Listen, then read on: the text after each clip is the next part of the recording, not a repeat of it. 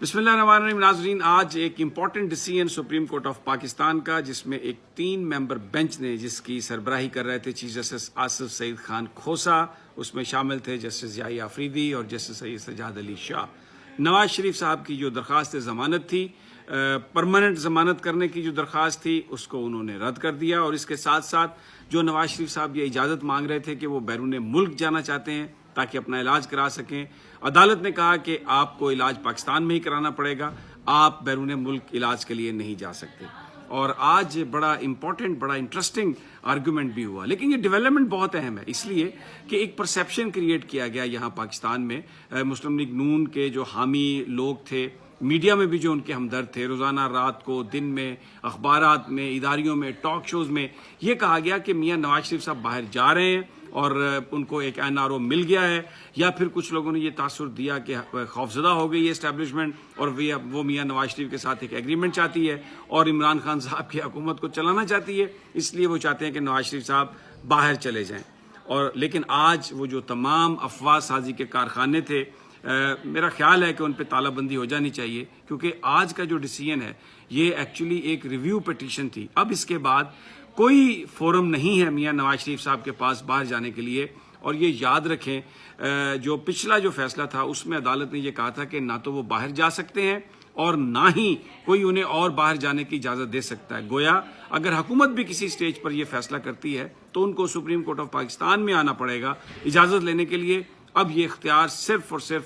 Supreme court of Pakistan کے پاس ہے کہ وہ ان کو جانے کی اجازت باہر دے یا نہ دے. اور آج ریویو پٹیشن خارج، اب کوئی فورم بھی نہیں ہے اس حوالے سے، تو وہ ایک پرماننٹ ایک ڈیسیژن آ گیا. اب ذرا میں آج سناتا ہوں، آپ کو بتاتا ہوں آج عدالت میں کیا ہوا. آج عدالت میں یہ کہا جسٹس آصف سعید خان کھوسا نے کہ یہ جو بھی عدالتوں کے بارے میں گفتگو کی جاتی ہے، نون لیگ کے جو قائدین ہیں وہ خاص اس بات کا خیال رکھتے ہیں کہ عدالتوں کو ٹارگٹ بنائیں، کوئی نہ کوئی ایسا نقطہ بیچ میں سے نکالیں جس سے عدالتوں کی توہین ہو، عدالتوں کے ساتھ ایک طرح کا فلرٹ کر رہے ہیں. تو اس کا آج جسٹس آصف سعید خان کھوسا نے مینشن کیا. لیکن جو اصل بات تھی، انہوں نے کہا کہ ہم نے یہ ضمانت اس لیے دی تھی نواز شریف صاحب کو 6 ہفتے کی کہ وہ 6 ہفتے میں اپنا علاج کروائیں. لیکن ابھی جو ریکارڈ ہم سامنے دیکھتے ہیں تو اس میں انہوں نے کوئی علاج نہیں کرایا، انہوں نے تو صرف ٹیسٹ کروائے ہیں. اور پھر عدالت نے یہ بھی کہا کہ جن ڈاکٹرز کی رپورٹس کی بنیاد پر ہم نے ضمانت دی تھی، ان ڈاکٹرز کے پاس تو میاں نواز شریف صاحب گئے ہی نہیں. وہ تو اپنے ایک جو ان کا، جس کو وہ اون کرتے ہیں، شریف میڈیکل سٹی، وہاں پر گئے اور سارا ٹائم وہ گھر پہ رہے، ٹیسٹ ہی کرواتے رہے، کوئی انہوں نے علاج نہیں کروایا. اور اب آپ خواجہ حارث سے یہ کہا عدالت نے، جسٹس آصف سعید خان کھوسا نے، کہ اب آپ کچھ پرائیویٹ انڈیویجولز یا پرائیویٹ ڈاکٹرز کے لیٹرز لے کے آ گئے ہیں جن میں وہ یہ کہتے ہیں کہ، اور آپ اس کی بنیاد پر یہ کہتے ہیں کہ نواز شریف صاحب کا علاج یہاں پر ممکن نہیں، نواز شریف صاحب کو باہر جانے کی اجازت دی جائے. تو یہ کہا عدالت نے، آصف سعید خان کھوسا صاحب نے، کہ یہاں پر جو ڈاکٹرز کے آپ نے جو رپورٹس پیش کی ہیں، جو آپ نے ان کے لیٹرز بھی پیش کیے ہیں، ان میں بھی ان ڈاکٹرز نے کہیں نہیں لکھا کہ ان کا علاج صرف باہر ہو سکتا ہے. انہوں نے ٹیسٹ تجویز کیے ہیں، یہ نہیں کہا کہ ان کا علاج صرف باہر ہو سکتا ہے. اور پھر دوسرا، ریکارڈ پہ جسٹس آصف سعید خان کھوسا اور جسٹس یحییٰ آفریدی نے کہا کہ ریکارڈ پہ کوئی ایسی چیز نہیں ہے جو یہ بتائے کہ نواز شریف صاحب کسی خاص ٹیسٹ کے لیے کسی ہاسپٹل گئے، کسی کلینک، کسی لیبارٹری گئے اور اس لیبارٹری نے یہ کہا ہو کہ جناب یہ ٹیسٹ تو یہاں پہ نہیں ہو سکتا. انہوں نے کہا پاکستان میں بیسٹ ڈاکٹرز ہیں، پاکستان میں بیسٹ علاج ہے، لیکن ہمیں لگتا یہ ہے کہ علاج کرانے کی آڑ میں نواز شریف صاحب ملک سے باہر جانا چاہتے ہیں، نواز شریف صاحب یہاں سے بھاگنا چاہتے ہیں. لیکن انہوں نے کہا ہمیں بڑا افسوس ہے، ہم اس بات کی اجازت نہیں دے سکتے، کیونکہ پاکستان کے قانون میں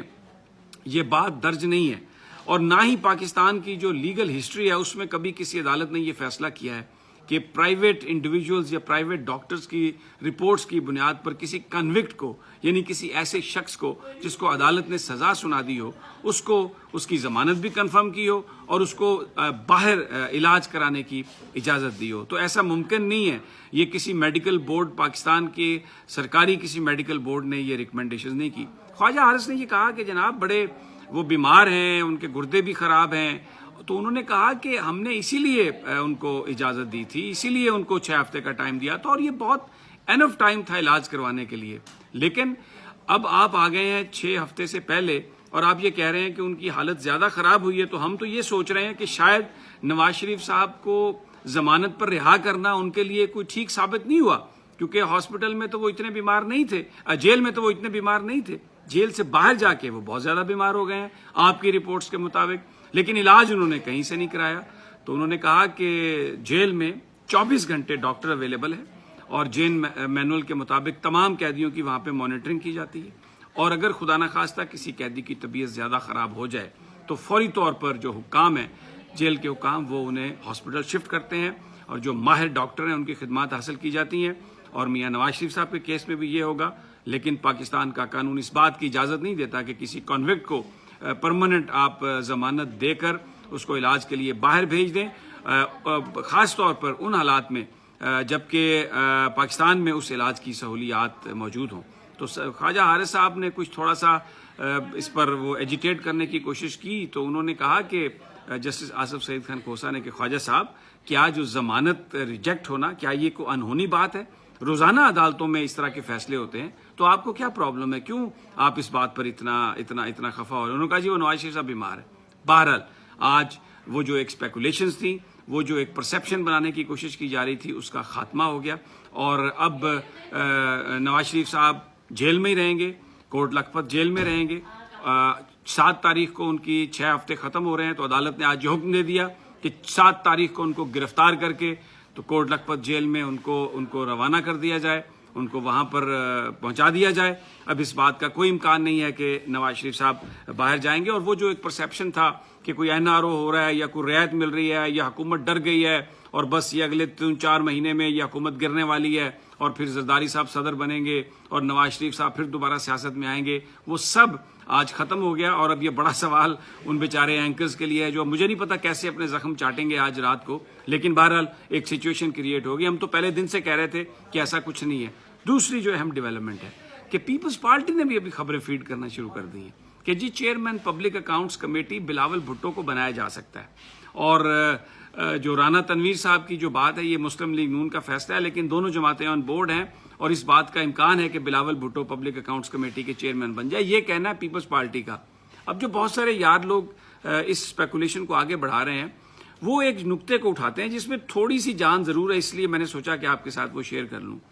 کہ شہباز شریف صاحب جانے سے پہلے جو پبلک اکاؤنٹس کمیٹی چیئرمین کا جو آفس ہے جو شہباز شریف صاحب کے پاس تھا وہ انہوں نے بلاول بھٹو کے حوالے کر دیا, اور بلاول بھٹو نے ذرائع یہ بتاتے ہیں کہ اپنی پاکٹ سے اس کی رینوویشن کرائی ہے, اس کا خرچہ مرچہ کر کے اس کو چمکایا اور وہ وہاں پر بیٹھیں گے. تو اب یہ تو پھر بڑی عجیب بات ہوگی کہ اگر رانا تنویر صاحب بن گئے چیئرمین پبلک اکاؤنٹس کمیٹی